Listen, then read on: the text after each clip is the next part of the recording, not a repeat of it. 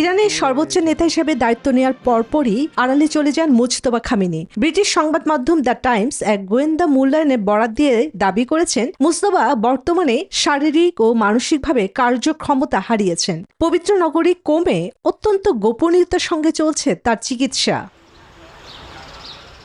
যুক্তরাষ্ট্র ও ইসরায়েলি গোয়েন্দা তথ্যের ভিত্তিতে তৈরি একটি কূটনৈতিক প্রতিবেদনে বলা হয়েছে, গত মার্চে ইসরায়েলি বিমান হামলায় বাবা আয়াতুল্লাহ আলী খামেনির সঙ্গে আহত হয়েছিলেন মুজতবাও। ওই হামলায় তার মা, স্ত্রী ও এক ছেলেও নিহত হন। তথ্য অনুযায়ী মুজতবা বর্তমানে অচেতন এবং তার অবস্থা অত্যন্ত সংকটাপন্ন। এতে গোয়েন্দা সূত্রগুলো কোমে একটি বড় সমাধিস্থল নির্মাণের কাজ শনাক্ত করেছে, যেখানে একের অধিক কবরের ব্যবস্থা রাখা হচ্ছে।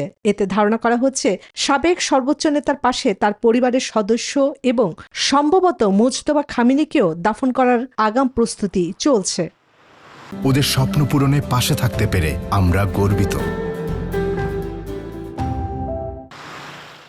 বাবার উত্তরসূরি হিসেবে মনোনীত হওয়ার পর থেকে মুজতবাকে আর প্রকাশ্যে দেখা যায়নি। সম্প্রতি এআই বা কৃত্রিম বুদ্ধিমত্তা দিয়ে তৈরি একটি ভিডিও প্রকাশ করে ইরানি প্রশাসন। দাবি করে তিনি সুস্থ আছেন এবং যুদ্ধ পরিস্থিতি পর্যবেক্ষণ করছেন। তবে ভিডিওতে তার নিজস্ব কণ্ঠস্বর না থাকায় জল্পনা আরও জোরালো হয়েছে।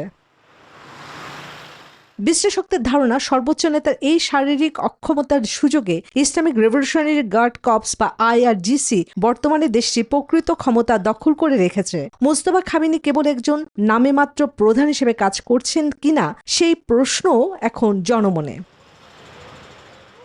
চন্দ্রানী চন্দ্রা, নিউজ 24।